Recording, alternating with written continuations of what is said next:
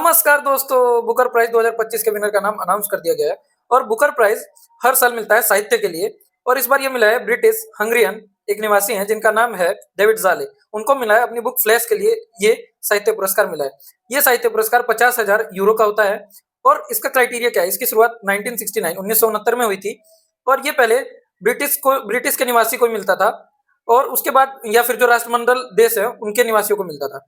लेकिन उसके बाद से धीरे-धीरे इसमें सुधार हुआ और अब इसकी लेकिन कुछ शर्तें हैं। कुछ शर्तें ये हैं कि ये जो आप साहित्य जो आपका होगा वो इंग्लिश में होना चाहिए। दूसरा, इसका जो पब्लिश सेंटर है वो यूके होना चाहिए या फिर आयरलैंड।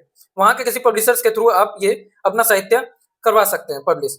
और ये उसी साल का होना चाहिए जिस साल ये प्राइज़ अनाउंसमेंट होगा। जैसे 2025 का मिला डेविड ज़ाले को, वो इन्होंने 2025 में इस बुक का संपादन करवाया था। इस बुक में आम इंसान के जीवन के बारे में अलग-अलग पहलुओं पर चर्चा की गई है। जैसे हर पहले दशक में इंसान कैसा होता है, दूसरे दशक में कैसा होता है, तीसरे दशक में कैसा होता है। आम इंसान के जीवन के पहलुओं पर चर्चा की गई है। उसके बाद से इस बुक में ये भी लिखा गया है कि जो इसमें लिखा गया है वही बातें ज़रूरी नहीं है, इम्पोर्टेंट है। जो नहीं भी लिखा गया उस बातें पर भी चर्चा की गई है।